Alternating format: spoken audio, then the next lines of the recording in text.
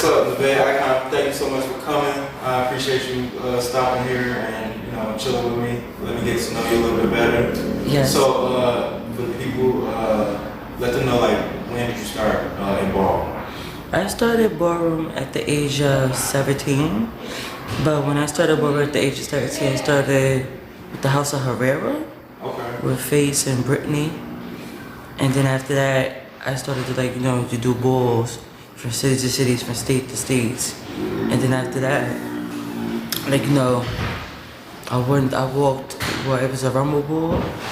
It was what the Rumble Ball. After the Rumble Ball, the icons had came to me, and it was become an icon.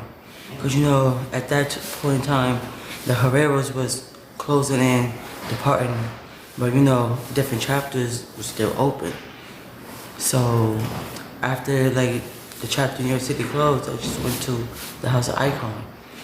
But when I went to the House of Icon, Maya and Quincy went to the House of Icon. Okay, so that's what's up. What was the first ball you ever went to?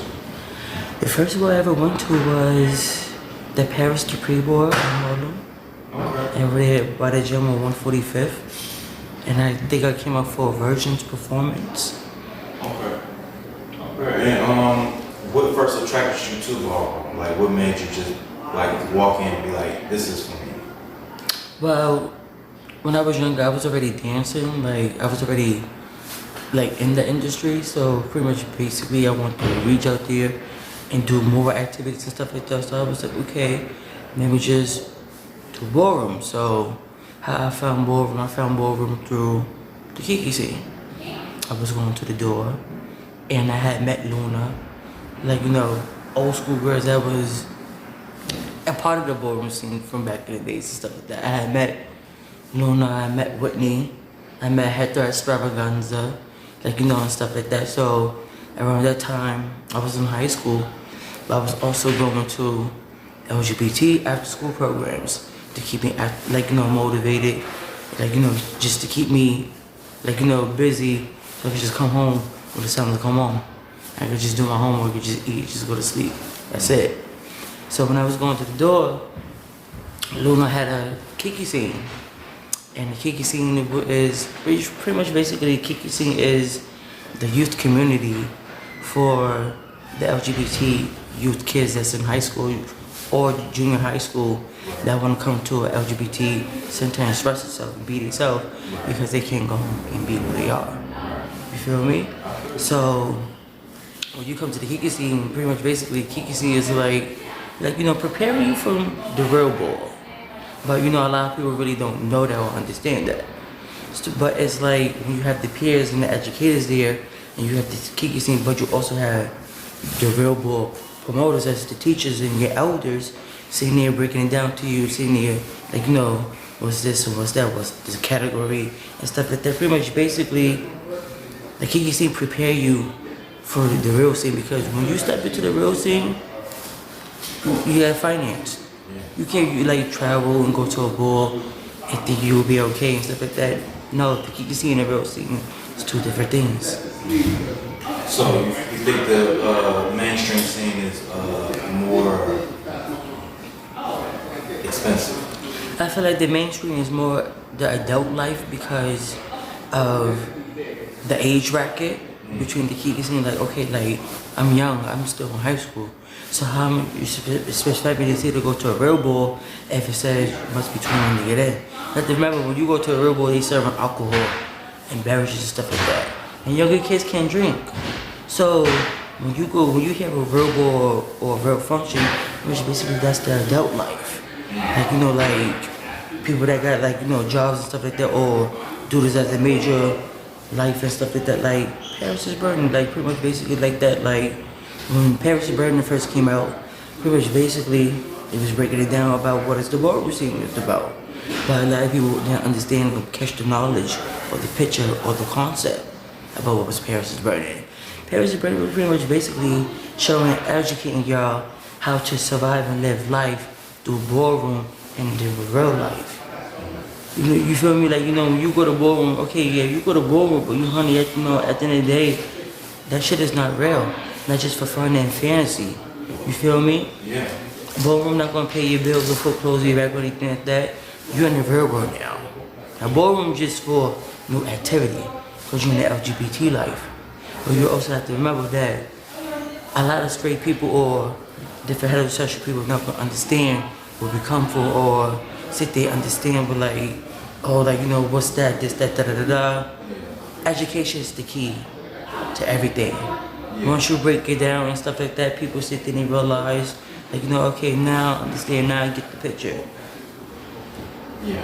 So, what do you think is the biggest, I guess the biggest like hurdle for ballroom people moving forward? Like, how do we guide the next generation to be better than we were? Well, I could say pretty much like, if you want to be better, if you want to reach out there and do ballroom, you have to have guts. You have to have opportunity. You have to have, like, you know, like, you have the strength and ability to get out there and do what you want to do. It's like when you go out there and you stepping out there in ballroom and you scared and stuff like that, honey, don't be scared. This is what you want, this is what you wanted, this is what you've been dying asking for. So if this is what you want, this is what you've been dying to ask for, just step out there and just give it what you want. But always remember, practice is always the key. Practice, take your time, sit there, like, you know, do what you gotta do. Like, when it comes to being in ballroom and sitting there doing the category or doing the element, you gotta do your homework. You feel me? Because you don't go out there look like a fool or look like a clown. Yeah. So, basically, you want the next generation to focus on perfecting their craft. Yeah. Yeah, I got that. So, that makes sense. So you've been voguing for, you said 12 years? Well, yes, 12 years. 12 years. So, like, who were some of the people that inspired you to want to start voguing? Alora, Yolanda, God rest her and rest in peace her soul, Quincy, Maya, Icon, and Deja, Sanaya, Itty Bitty Chanel, and Ronaldo. Okay. Okay, that's what's up. And performance is the only category you ever walk? I work performance and I work realness. Okay, and did you like walking realness as much as performance? I like actually doing both. Yeah. What's the difference between walking both? But you know, when you work performance, okay, you know, you getting out there, you're expressing yourself, you know, you're telling a story, you know, you're giving them details and stuff like that, what you're going through in life and shit and stuff like that. Now, realness, pretty much basically you stay there, you giving the judges like, okay, like, you know, I'm the realest bitch, I'm the bandages bitch on the block. She ain't better than me, like, honey, what? She ain't better than me? Girl, please, eat a Tic Tac. So it's like, I mean, but both of them is kind of like have an element of shade to it, right? Well, yeah, you know, it always have an element of shade to it, but you know, at the end of the day, you always have to remember who's more realer, who's more softer, whose more voice is softer, who look more realer than the other. It's not all about shade and shit and stuff like that. Yeah, you can throw shade and shit and stuff like that, but honey, at the end of the day, who's more sitting? Yeah. Okay. So, who has been some of the people? Not necessarily saying that they like were your competition, but like who are some of the people that you would have to like tip your hat on that were walking your category, like, or even walking performance at all? Who are some of the people that you have to kind of like give it to that would be considered to be like in your same generation? So not necessarily, maybe like people that inspired you but didn't come before you. So who are some of those people? Kenyatta. Okay. Kenyatta. Because she don't come back out no more. Was it Russian? She used to be at Evisu. Okay. That was the last house that she was in. Okay. So I can say Kenyatta. Well, me, Kamaya, we battled, but I don't mind going back and forth with her again. Okay. Okay, so that's how bad it is. Okay, so you're not deemed legend yet, right? No. Do you feel like you should be deemed? But to me, it's like when they really want to deem it, they could just deem it whatever. But to me, in my eyes, I feel like I'm already legendary. I'm just gonna ask that again for that loud answer. So, you've been walking for 12 years. Do you think that you are deserving of legendary status? Of course I do. I put in a lot of craft and a lot of work. Yeah. Then a lot of girls like, I sat legends, heavy hitters, like went ball state to states, like sat legends back to back, like won multiple grand prizes back to back. Nobody can top that. Yeah. Like, not trying to put it out there or anything like that, like, I love her down, love her dearly. But, like, I sat Mika.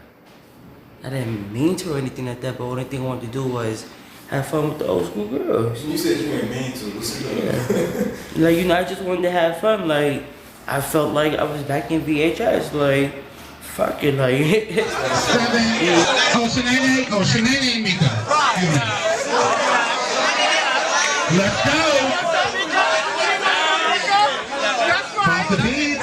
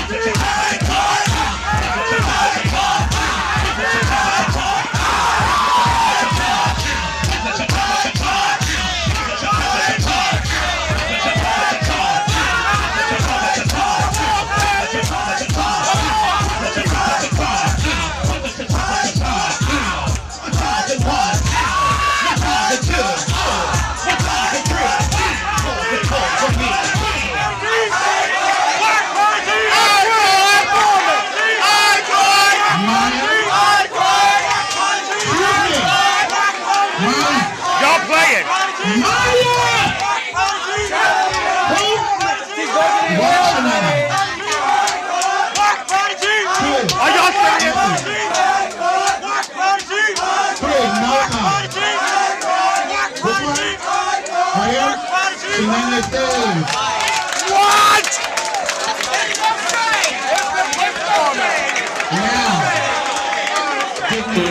So, have you ever felt like, because I know you get a lot of shade involved. Have you ever felt like affected by that shade, or has that shade ever like gotten to you? No, I just sit there, just pay, because you can say you could throw shit all you want, but honey, at the end of the day, it's not gonna reflect me or come towards me because I have that door closed. What's the point of you throwing shade if I'm not throwing shade? Like, you just throwing shade at yourself because you just mad, you just hate for no bad reason. I'm just sitting there being unbothered, cute and kind. I ain't bothered you throwing shade for, okay, that's cute. Salute. And what was that whole thing like? Because everybody used to call you Sheneneh. And then you like changed your name. Where did that name come from? Where did that originate? And what was the reason for the change? Okay, well, the reason why I didn't name myself Sheneneh, when I was in high school, the trades named me that name. The trades and cunts. Why they named me that name? Because back in high school, I used to dance. I was a great dancer. Like, I did a lot of things when I was younger. So in high school, I was doing Ballroom. And they found out that my name was Sheneneh. What happened was, I had got spooked. I was on the beach with my family. And what that means, spook? Spook means, well, I got spooked by the girls. Spook means when you're out in public with your heterosexual family, and like, they accept you as who you are, let you be who you are. But when the girls see you, they be there, oh my God, that's Sheneneh, like, bitch, like, yeah, like, so my family, they like, they like, who's Sheneneh? So mind you, the butch queen on the beach, she's chasing me, bitch. I'm running this in. I'm like, oh my God, like, it was like 2, 3, 4 of them. I'm like, what the fuck? Like, are you serious? And like, this can't be real. So I'm like, fuck it, just do it. Like, they ask me for autographs and stuff like that. So when I went to school, the trades found out. So I was like, how y'all find out that I'm Sheneneh? They like, we seen your videos on YouTube. So I was just like, fuck it, I just went with the name. But when I went with the name of Sheneneh, I was only just using it as for an alter ego. Like a stage name. That's all, like, to me, it's like how Ballroom looked at it. It's like y'all took it as a joke, right? Kiki. It's like you didn't take me serious and shit. So that like to me, it was like geez, like jinkies, like, you know, that kind of like hurt. But I'm like, you know, each his own. But it's like also kind of look at it like other girls had different names in the Ballroom scene too, like Pampers or Nick or like, you know, like Double O or Oreos, like all the other names is like, you know, out of this world. So when they say they're not taking them serious or anything like that, you feel me? Like me sitting there like going through Ballroom and the girls they sit there, they be like, oh Sheneneh, this, that, da da da da. Yeah, I understand, like, you know, I was gonna get a key out of there, or the girls they gonna sit there, they gonna read shit, that, that. Go ahead, get your life, bitch. I ain't mad.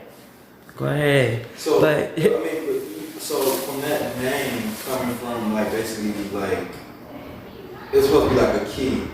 That isn't hurtful to you, or would you rather the name nobody call you that? well, to me, all my reality, I just use that as an alter ego because all reality, when I do dress up and dance, I like to be in character. I like to be in mode. That's why I named myself Sheneneh.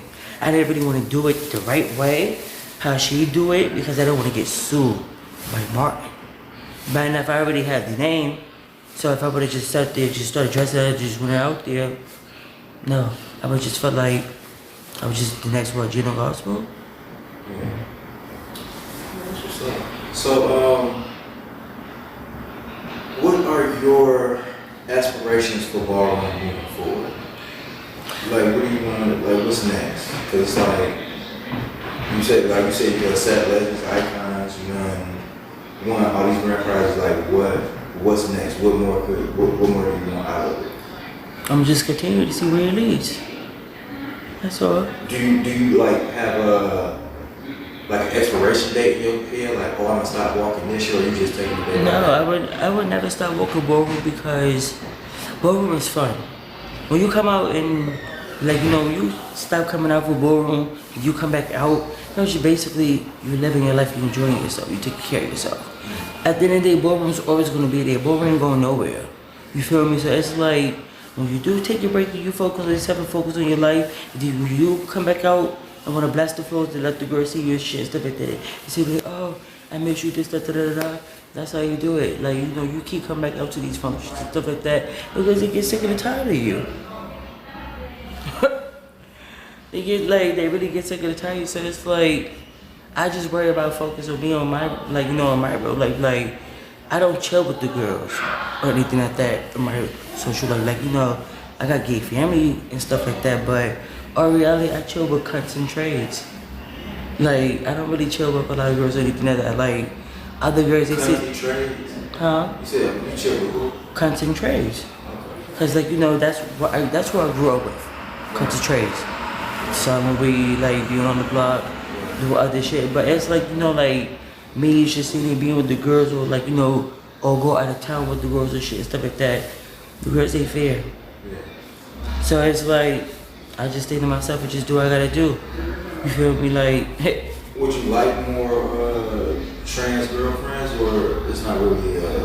I don't mind having trans girlfriends or anything like that, but it's like you know, like be motivated. Like, you know, step out the house, like do something. Like, you know, go out, like, you know, enjoy yourself. Like, live your life like a regular cunt. Like, don't hide yourself because you are a trans woman. If you transition, this is you living your life. This is you living your true self.